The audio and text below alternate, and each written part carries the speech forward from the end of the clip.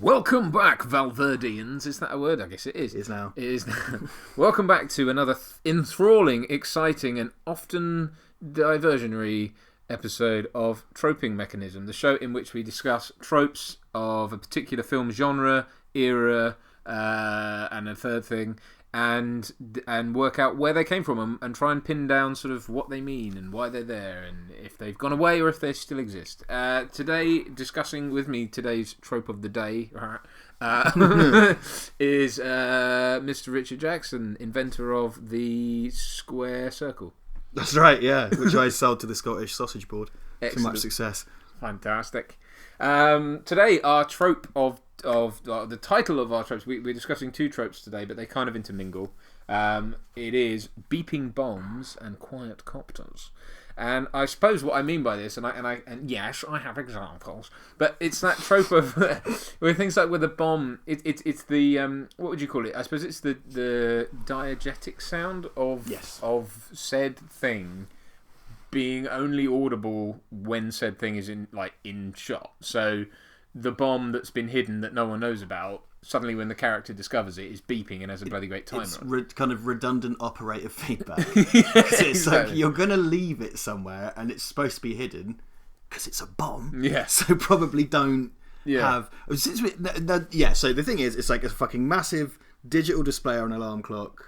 Though I think actually with alarm clocks in old school bombs, that actually was part of the mechanism. But it's the timing. You know, my understanding of actual bombs is, weirdly they don't fucking put the timers on the outside and stuff like that, and big LEDs, which are there for the purposes of the audience. Yeah.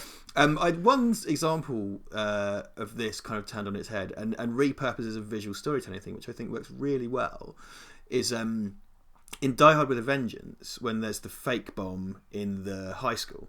Right. They've already done the puzzle about the 3 and 4 gallon jug of fluid. Sure. The danger is represented by the fluids mixing. Yeah. And it's not got... I don't recall that it has a big clock on it. And you know you're in danger when the fluid starts to mix. Doesn't it? I think it does have a clock. Does it have a clock on it? I think I might do. Oh, shit. I can't remember. That's a very good point. So I think the thing is, it's when the fluid starts to mix is when the tension begins. And then it turns out to be syrup.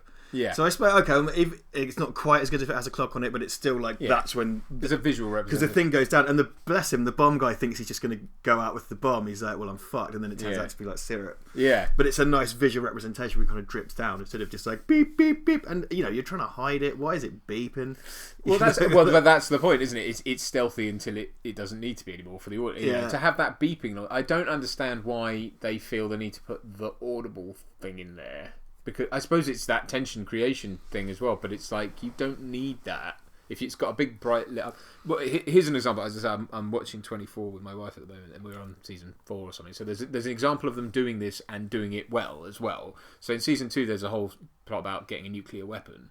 When they finally get it, it doesn't have any timer on it or anything like that, which actually creates shitloads more tension. They do it in the 3rd season as well with the virus. Is that how does it?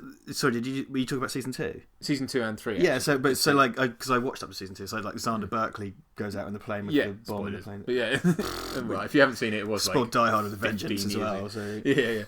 Yes, and it's that nuke. It does actually have a timer, but it's buried in all the mechanisms. So they have to plug a thing in for it to tell them what the time is. Right, so they eventually get like so a PDA with a timer, kind of... but it's like the bomb itself doesn't not going beep beep beep. It's got fucking speak and spell gaffer tape to it. So it's so that it does that really well. And actually, I think there's more tension in that because you're going, oh my god, I don't know. Like this could go off now. Yeah, right. It's this horrible knife's edge thing of like any minute. So I think that's a really cool. I think that's a far more effective mechanism. 24 though also does do it where they have a bomb with a timer on it, like they're annoying and beeping. When there's a bit in season 3 when they go into MI6 and someone's planted it in there to destroy a server room, and Jack Bauer looks around the corner, and when he does that, you then hear the beep. Which, like, why wasn't he hearing that before? And there's a big, like, lit There's a little kind of sensor to go off when he walked in the room. So there you go. But there's, so it's a sort of, I mean, it's the ticking time bomb is a well-worn trope. Well, quite so, yeah. And I think that goes all the way back in cinema as well. Like, and as a dramatic device. Yeah. As soon as bombs were invented with timers, some scriptwriter was just like, this is amazing. Yeah. It's so good. Yeah. He just said it again and again and again and again. I suppose, well, because it's that thing of, and it's done in so many ways. Like obviously things like Armageddon. There's it even has the whole film is a countdown clock effectively. I mean, I don't want to call it a lazy thing. I mean, it is, but I mean, I don't want to call it that insofar as like you can still be creative with that. But I suppose it's how you then represent it, because as I say, the problem I've got is that when you want to make it this big, like audible and visual thing, but only when the plot dictates. It takes me out of the film, because I'm going, well, why didn't you hear that before? It's in Commando. It's the same sort of thing. When he jumps out of the plane, and he sets his watch, and the watch is going beep, beep, beep, beep, and like constantly. And you go, but why isn't anyone hearing that? Like, so it's the kind of thing that works well in spaceships and submarines and aircraft, because they have those. Again, it's kind of operator feedback, like it's there. When it's just like, I don't know, I'd like to design a tin opener and it's like, you may now open the tin. Tin opening, tin opening, tin opening, the tin is open. Well, extrapolating that out of this, right? Like, talk about like do you remember Terminator Genesis, where they're like T-800. And it's like, that for? Who's it for? What? It's Skynet. Some fucking bureaucrat in Skynet. Well, bearing in mind, seconds before that, a Terminator drove a truck. So it's like, you know, from the Terminator DVLA.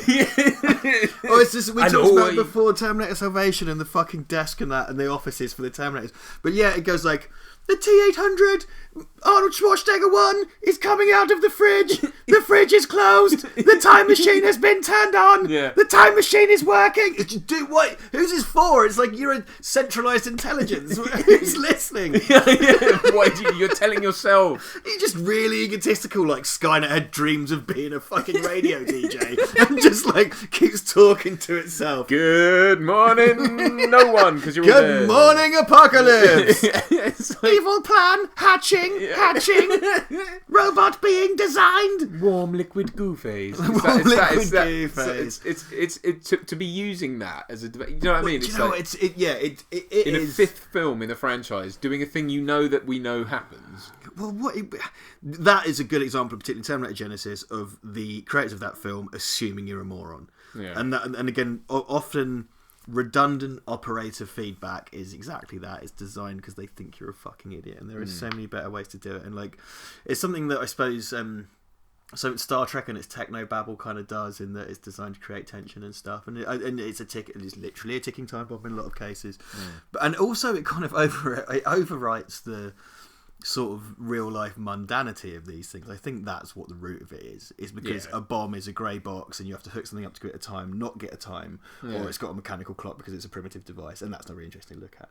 It's also like the coloured wires. It's like, just don't use coloured wires, you're a bomb maker. Well, I mean, it's like, you know what goes where, right? With proper bomb making, I don't know any bomb makers, but proper good bomb making. I mean, I don't know. I don't think I've ever. I mean, because most quote unquote bombs are certainly military grade stuff. I mean, these are all. We're talking largely, I think, in most films, it's improvised devices, right? It's not. Seems to be not military. It's like the Die Hard with the Vengeance bombs are seen to be quite high end. Yeah, and speed. They're made by a bomb disposal guy. Yeah, you know. He uses a. Well, I think it's fake, but it sort of looks like a gold Rolex to time the. Because that's like that's the watch they give to our bomb diffusers. Yeah, well, that's the one they give to. Yeah, it's just the retirement. It's Dan Marino's Super Bowl ring. Yeah. Oh my god. Championship ring. I mean, I suppose that's. I think it's been done so much now that, like, for anyone to put a bomb in a film, it's got to look that it's got to have wires sticking out of it. Well, that's the thing. When you do it, you know, like your example from 24, I think when you do it, that becomes interesting and challenging because it's kind of like, I don't know when it's going to go off, and it's this horrible, mundane little thing that's going to kill everyone. Exactly. Yeah, it doesn't. It has menace in the fact that it's so sort of obscure, you know. I think they did it quite well in. Do you remember is it Peacemaker with George Clooney and Nicole Kidman? Mm-hmm. Whatever it was. I never saw that one. Never saw that one. Well, it was a sort of. I mean, you watch it now and it appears sort of quite 90s, but it was all right actually as a film. But it's about a Serbian guy whose family get killed. Is it Serbian or Bosnian? Bosnian maybe. Family gets killed and he wants to revenge on the US by bringing a nuke in, and he does that in a backpack, and he kills, and they end up having to defuse it in a church. Sorry, ruin the film for you, but then I don't think you were waiting. But one of the things is I don't know if it must have a timer on it, because I think there is a thing about that. But the way that it's shown is quite intricate and quite military-like, because I guess it would be. So that was quite a cool representation of the X-Files film opens on a bomb. It does. What, in the building? In a can machine or something? Yeah, it's a vendor. Yeah. In a vendor. Which I think that's what it is in Die Hard with a Vengeance, isn't it? Isn't it in a vending machine? I remember putting it in front of the thing. And, in the school. I think the bomb disposal guy dies in the X-Files movie, doesn't he? In the dreary X-Files film. Oh, I can't remember. It's basically just a fucking episode. Oh, no, correction. In Die Hard, it's not. It's on a fridge, isn't it? Is it a fridge? Because I remember it being kind of a tall... It's got the thing. They're like, oh, look, it's on, but the thing's not plugged in. But it's got a big metal... But it's humming. Yeah. It's full of syrup. It's... There's ways it's been done well, but it does seem... Again, it just seems something that they fall back on as like, we need it to beep when we see it. Yeah, I just don't think who would do... Why would you just... 9 times unless out of 10... you were some kind of prankster. Yeah, well, 9 times out of 10, these bombs are designed to be hidden somewhere and go off without anyone finding them, right? Yeah. Or be something you can threaten. But it's like, if you find it and it's going... Dee, dee, dee. I say that about... This has been talked about elsewhere. It's not an original thought, but it's something that really warms me every time I think about it. Is that there is a massive similarity between the end of The Dark Knight Rises and the Adam West Batman film, in that there's no way he can take the bomb. Yeah. Some days you just can't get rid of a bomb. Yeah. But when the one from Dark Knight Rises, it's huge and kind of ostentatious, but it's buried, isn't it? And they have to extract it because it's not like sat somewhere going. Doot, doot, well, doot. but doesn't it have a timer on it? But it's not even. It was never designed to be a bomb. It was always. So why has it got a countdown? Well, it's a decay. Yeah, that's true. It's like a decaying isotope or whatever. It's a energy device. The method, because they already own Gotham and they've like planted it, and it's going to go off. So it's not like somewhere obvious. But does it have like a clock on it there? Yeah, it does. I remember in the middle of it, it's got a timer there. So why was that ever designed? Adam West bomb has a fuse. Just has a fuse, yeah. That was the old way of doing things. Yeah, it's the kind of stringy fuse, and you watch the fuse go down like a firework. Yeah. So that comes from like the sort of slightly piratey era of bombs, doesn't it? When it was like a ball of metal, like a bowling ball with a fucking bit of string sticking out of it. They must be made of metal, right? I would have thought so, because I think they were kind of the primitive sort of hand grenades, like it was a hand-sized thing that you would light and then chuck. Which sounds nasty as shit. Oh yeah, God, yeah. Awful. It's like a pipe bomb sort of replace it. Well, there you go. Look, it's not really the same thing, but Kyle Reese's Duke Nukem pipe bombs, like they use a couple of times the fuse going down in that kind of old school way. So like when he shoves it inside the Terminator's kind of gut, and the whole thing of throwing bombs at the Terminator's motorcycle or on, he lights the... Oh God, it's so horrible. He's got it in his hand just... Though I suppose it's kind of busman's holiday for Kyle Reese, but he's just watching the fuse go down before he chucks it and stuff. Doesn't do a particularly great job of it, but... Well, they seem to just put out steam as well, which is another... Yeah. Terminators hate steam, makes them rust. Yeah. But it's fine as long as their mouths are closed. Damn it! They're not made of stainless. Too expensive. Skynet had to find loads of cutlery to melt down to make the Terminators. By the way, just on a side note, Skynet's mining operation must have been pretty sick. Getting that stainless steel. Well, the early Terminators made of wrought iron. Extruded wrought iron. It's just like that weighed 8 tons. It's like in the war when they had to go and take all the fences down. There's all these rusted... Put them in a wood chip. I look forward to it. Well, actually, the T250 series, I don't care. No one cares. As far as I'm concerned, it is made out of wrought iron, and to save time, they used like a wrought iron goblin door knocker for its face. But yeah, I mean that's it. I mean, I suppose I don't think it's a trope that's going away anytime soon. I suppose it is that thing of that everyone feels, and I think because it's sort of self-perpetuated now to the point where every time you see a bomb, it's got to have the timer, and you've got to hear it. But I don't suspect it's I do think it genuinely, like you say, it comes from a position of they feel like they have to represent it not only visually but orally as well. Have you seen that bomb defusing game you can get on Steam? No. Okay, it's really neat, right? So like one of you sits at the laptop and there's a bomb and it's covered in loads of crazy stuff. So it's got stuff on all sides. So there's like green and blue buttons and triangles and stuff like that. Yeah. And what there's like a manual, a PDF, really thick that you have to print out. So you sit on like the other side of the room, and I'm the only one who's allowed to see the screen. And I say to you, okay, it's a square bomb. It has a keypad and it has 4 orange squares and 4 circles. And then you have to go through the manual, find the correct bomb that I'm describing, which relies on me having described it to you. Yeah. And it's got a timer on it, of course. And then you have to be like, okay, are there on the keys?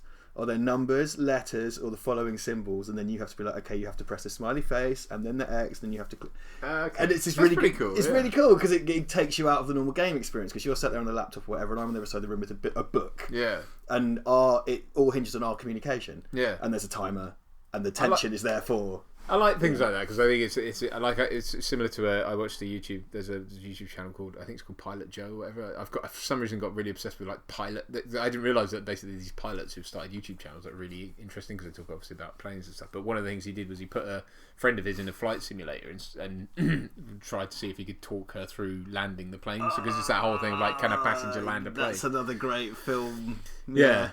And it's just going totally off topic, but it worked. But she said like it required him having spent some time with her beforehand to just go over an awful lot. But it was just about doable. But she could kind of like, because the plane can effectively land itself. But she has to be told to like where to put everything, what to do with the flaps, what to do with the aileron, everything. It's like. So like, when I get on the plane, I want a recent photograph of the pilot. Yeah. If he's like really ruddy cheeked and sort of yellow eyes and a bit fat, I'm like, how old is he? Has anyone looked at his blood sugar before we go to Mallorca? Yeah. Can I have like a BMI index for the pilot? It's like Denzel Washington with his 3 bottles of vodka or whatever. That's it. Land upside down. So that the flying thing leads us neatly on to the other side. That's deliberately why we teed that up. Indeed, it's all scripted. Talking about helicopters, which helicopters. One of the biggest examples of this that springs to mind, although there are many, is obviously True Lies, where there's that shot and it's done for comedic effect, but the idea is that Helen is being surveilled, and because she's with Bill Paxton's character, whatever his name is, and they come on that massive. There's that big wide shot of their car coming around the corner on that huge sort of elevated freeway. And then a chopper like comes up behind, like because someone says, doesn't they? Or someone goes, like, "Don't worry, they're completely alone," or something like, "Oh, we're completely alone in this chopper." But they still don't see it, but which is dumb. But well, they love to do that thing in movies. Well, they do it. Okay, here's another example: the end of GoldenEye, when they think they're alone, and then Wade shows up, and then he goes, "Marines," and it turns out they're all hiding in the grass. And all these choppers come in just out of frame. And it's like, they were hovering just there. I'm sorry. You can't be like, where are the choppers? There they are. Yeah, it's like, I think we're alone. I think we're alone. What? Yeah. We're alone. It's yeah. So that's why, and it's all obviously done for dramatic. And again, in those sort of scenarios, it's not wrong. Like, it's not bad. You can't point at that and go, that means the whole film's a write-off, because it doesn't. Yeah, it's done for drama, but it's one of these things in which, because if you've ever been, because I've been in a helicopter actually. Mm-hmm. I did a helicopter ride. Me too. Yeah. Fuck me, because you've got to wear those headsets the whole time, yeah. To communicate like the whole time, because you can't hear shit, and the walk up to it and stuff, like, and you hear the rotors go. It's like you can't do shit. It's like you've got to have those. Everyone's talking for those little. Sorry, just as a segue, I had a really funny experience in a helicopter, as if I've been on more than one ride. But we did this thing in when I was with my ex out in Vegas. Me and her went on like a helicopter ride over the Grand Canyon and shit. Nice. And on the way back, so the dude who took us out, he looked like Jim Varney from the Ernest films, firstly. Okay. And secondly, he was like some actually kind of frazzled PTSD Vietnam era pilot or something. And this was all fine. It's just like on the home stretch when we were coming back from Arizona, he started talking about Area 51 and aliens and government conspiracy as fact. Not like some people think. It was like when the alien craft landed in 1944, and it's just like, he's going to kill us all, isn't he? He's going to wrap us into Jesse Ventura. I wish. One sort of like fucking. Jesse Ventura just sort of looking like Riff Raff from the Rocky Horror Show with his crazy hair, his like kind of mullet.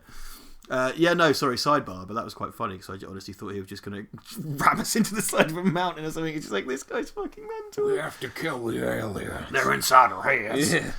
I've been in a helicopter without headset on because I couldn't because I was it was for I thought you were going to say you were pregnant. Because I was pregnant, I can't have a headset. I was in my third trimester. Turn the baby into a helicopter. And with the door open, I flew along with the door open, and it's loud as fuck. You can't, And so, the idea that anyone could not know a chopper. I mean, you think about it. Everyone lives in a place where you've heard a chopper like miles away. In the police helicopter, the Cambridge police helicopter, as you well know, is always over my house because I live next door to like a well-rough area. But like,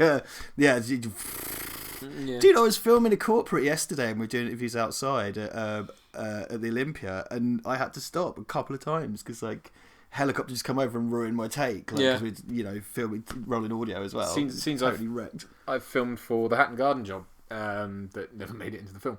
We were on a Sainsbury's car park on the top. It was a multi-story car park on the roof, filming, and there was a hospital like. I don't know what in America, like a couple of blocks away or whatever, where with a helipad on the roof, and the fucking thing, like the choppers were just kept landing on it. It was like it was just impossible to shoot. We had to keep cutting because it was just so they are noisy. Isn't there? I think there's a moment like this in the Arnold Schwarzenegger cloning Opus to Sixth Day, because he's like he's a pilot, and there's a thing with the remote control helicopters. That's right. And he sets up a ruse to be saved by his clown. Yeah. Doesn't the clown turn up on the roof with the thing, and it just goes? Yeah, it could be. I can't remember. Very, very. Probably. Do you have a soft spot for that film? I don't mind it. I have it. I own it. So It's sort of rubbish. I wish it was directed by Paul Verhoeven. That'd be great. I want that film to have more blood and guts. And craziness in it, but... It's crazy. It's American Jesus. Alex Schwarzenegger's American Jesus. Clown Jesus. Boom bang ratatata. More blood. Clown Jesus.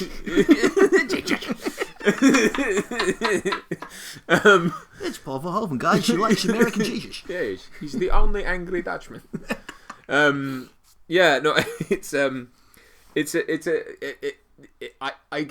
get that you do. It's funny. It just seems odd to me that they do it so much with choppers. I suppose they do it with. It's hard to do with planes, isn't it? But you could do it with Harry Jump Jet. Does that happen in True Life? It does. Yeah, it does. Because he's looking with the binoculars. I suppose he's got his headphones on, so that's fair enough. Yeah. Although, I mean, come on. Fucking Harry Jump Jet, but yeah, it's it's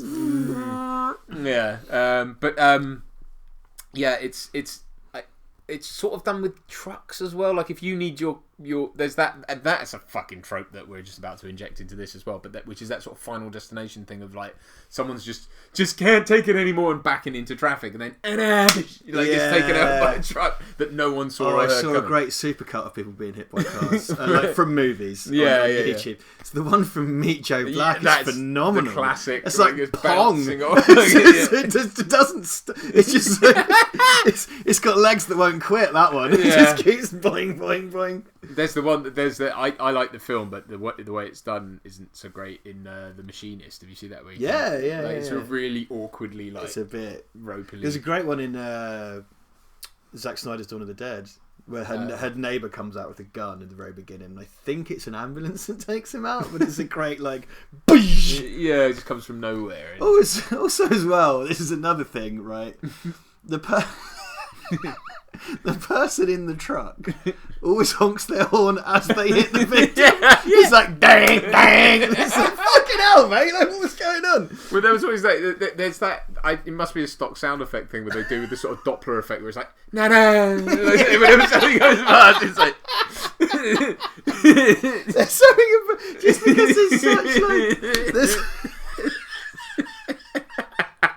there's such a playbook for people getting hit by trucks, and it's always funny. Like I was watching that supercut, and some of it's some really sad shit. But it's like cracking up. Dang, dang. When it plays into that sort of really just harsh violence, like unrelenting, like just.